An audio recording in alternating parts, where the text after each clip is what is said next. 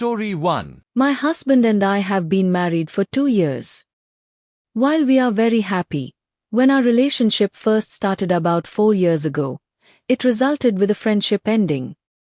We had a mutual friend, M. She knew my husband, C, before I did. She introduced us. I knew she had a crush on C, but he had no romantic interest in her. I also had a crush on him. He did have a romantic interest in me. I asked him if she would have a problem with us going out and she said no. She actually encouraged the relationship. At first. After our first date, C and I found out that M had been going around to everyone she knew saying that we went behind her back and that I stole her boyfriend. Our close friends knew she was lying because they knew C and M had never been in a relationship. But people who didn't know me immediately believed M, and in turn repeated the untrue story to all the people they knew. Now, 4 years later, I still occasionally hear the untrue story. My husband and I don't go out of our way to tell people the story, but if we hear someone talking about the lie, we will correct them. Recently, a really good friend of ours confronted us and said we should stop telling our side of the story. When I asked him why, he said, M is still really hurting over this. It makes her feel even worse when people find out she's lying. It would be kinder if people didn't know.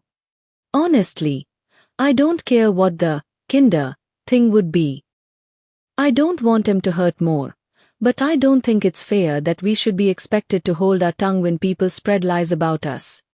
AITA? Story 2.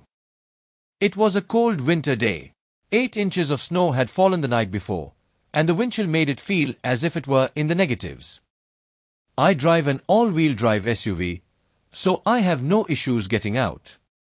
My wife, on the other hand, drives a Prius, which slides with the smallest amount of moisture on the road. My car was down at the time, so we had to take my wife's car.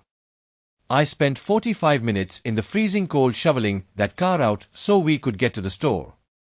We were gone for an hour, and when we came back, our neighbor had taken the spot I had shoveled.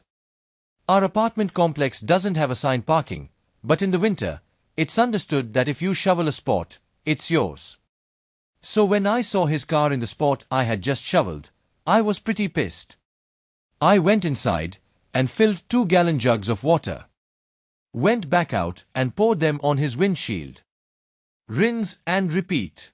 I must have poured about 10 gallons of water on his car.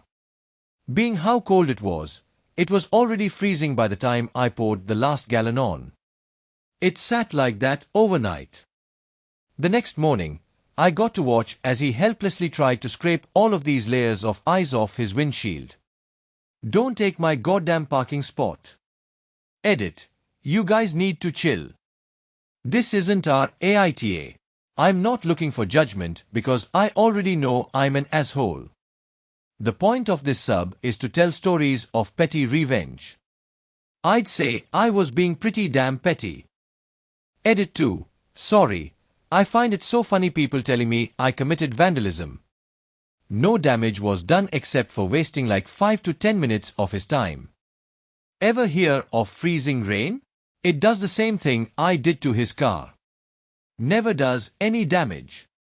This was also many years ago, and the cops haven't come to arrest me yet. I think I'm good. Story 3. My girlfriend and I are both college students. She lives in an apartment on her own, and I live with my parents. On Sunday, my girlfriend made homemade lasagna for our date night. She made everything from scratch, including the noodles. It was really good, so after we finished, I asked if I could take lasagna home for my family to try. She said yes. When I left that night, I took the tray of lasagna with me. My girlfriend didn't walk me out, so she didn't see me take the tray. On Monday, I got a text from my girlfriend asking where her lasagna was. I told her I had taken it home for my family. She said, I thought you were going to take some. Not the whole thing. I spent most of my food budget for the week on it, with the intention to eat leftovers for the rest of the week. Now I don't know what I'm going to eat. I felt bad and apologized but pointed out that I had asked her if I could take it home, and she didn't tell me that I couldn't take the whole tray. She said it should have been obvious that I shouldn't take the whole thing since the tray was so big. To be fair to her, it was a really big tray, but I don't think the size of the tray makes it obvious that I shouldn't take it. Monday night and last night, my girlfriend complained that she had to eat instant noodles for dinner so that she wouldn't blow her food budget. Today, she is asking me if I can buy her a sandwich since I took her leftovers for the week. It sucks that she spent her food budget on the lasagna, but I think this is her fault for not being clear that I shouldn't take the whole thing. I don't think she is justified in asking me to buy her lunch because of it. She called me an asshole for not being willing to help her out. AITA? Story 4. So my son had a long-distance GF recently for about 2 years. She was great, a really nice girl, and we all loved her, welcomed her with open arms. She was flying here constantly to visit him. Like a weekend a month, and he didn't lift a finger to go visit her. I tried talking to him about it several times, and told him he should really start looking into flying over to her instead of expecting her to do all the traveling. He said no, and my wife probably had something to do with it, as she constantly told him she was afraid of him flying. I spoke to them both and said this girl is great for him, she was willing to move over to our country too, but said there was one condition, and that was he'd have to fly over to her country too. Which is fair enough. He said no, he didn't want to fly or travel anywhere. My son was becoming lazier and lazier, eventually telling his GF and us that he was perfectly fine never traveling anywhere including holidays etc. Last week, he told us she's dumped him. I went on her FB page as we are all still friends. She wrote us an apology letter about how she's upset it didn't work out, but these things happen. So we're on good terms, and looks like she's with a new guy already. And my wife have no doubt she was seeing him while still in a relationship with my son. I confessed to them both that I actually agree with her decision, and he should have expected it. He did not treat her properly, and I hope he learns lessons for the next one, because he needs to make more of an effort. I said he deserves it for his lack of effort in the relationship, and for essentially just allowing this girl to spend all her money and time coming here all the time. Wife and son are very upset that I said this. Very upset, and my wife says I am being horrible. AITA? I stand by what I said. Story 5. My half-sister, Heather, and I never really got along. We both are 24. My father left my mother for her mother, and we were born the same month 20 days apart. It has always been weird. It doesn't help that Heather's mom hates me and my mom. By extension, Heather and I didn't have the best relationship. She has always tried to one-up me, even though we both have a similar economic background. I can give examples of this, but for the sake of the world, limit won't write them here. So now my fiancé and I got engaged last month, and had our engagement party this Saturday. We had planned it originally as a casual formal event. Nice dresses but not, I am going to the Met Gala ball, nice. More like, we are going to a good restaurant, nice. Anyway, my cousin hits me up saying she has to show me something. It was the picture of the dress Heather was gonna wear. Edit. This is what the dress looked like approximately. It was a bit shorter and a bit less puffy. The rest is almost identical. This dress. Jesus Christ. It can only be described as opulent. It was long and white, strapless with sewn-in crystals and golden accents. I'm pretty sure it's a wedding dress, but I can't be 100%. This made me really mad. So I decided, fuck that. I started texting people telling them that there had been a change of plans. And that instead of casual formal, I decided to make a costume party. My mother's side is crazy for Halloween, so they were immediately on board. I told my father via text, and asked for him to relay the message to Heather, her mother. knowing full well that he would forget or leave it to the last minute. Saturday comes along. Guests start showing up. Most of them in costumes. Some DIC have time to get one. We just provided them with fun hats and cheap wigs.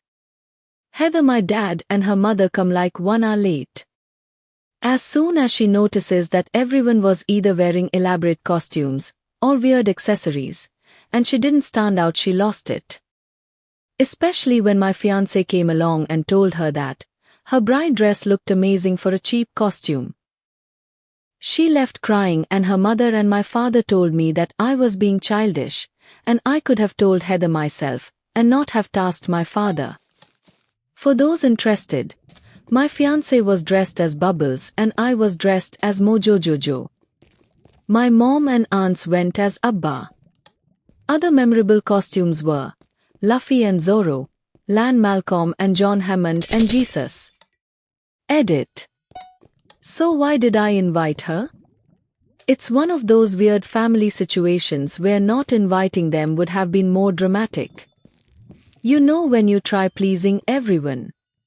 Plus, I still wanted a relationship with my father, so not inviting Heather and her mom would have made things super difficult and made it so my father would have had to choose. When I kept thinking of it, I noticed that my father wouldn't have chosen me on this scenario. Which is why I ended up cutting them off. You let her win. No, the point of this is to ruin my half-sister's intention.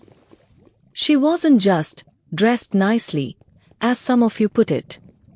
She wore a wedding dress to my engagement party. I'd much rather subvert this whole mess rather than have her smugly sitting at the table with her wedding dress. Also, some of you are really hung up on the cheap wigs part and ignore literally everything else regarding the party. A minority of our guests wore those cheap wigs. Also, it literally doesn't matter. We had a blast. After she left, I didn't even think of her again till a few days later. I don't regret the costume party. I wish I thought of it earlier, tbh. This is a karma whoring repost. No, it isn't. I posted this story before on AITA. I just had to wait 2 weeks to post on here. Also, I can't believe I have go say this. But the lady on the picture is not Heather. It's also not the dress she wore. I looked for a picture that looked approximately like the dress. Want more videos like this? Watch our other videos too. Subscribe to JSL Reddit and enjoy.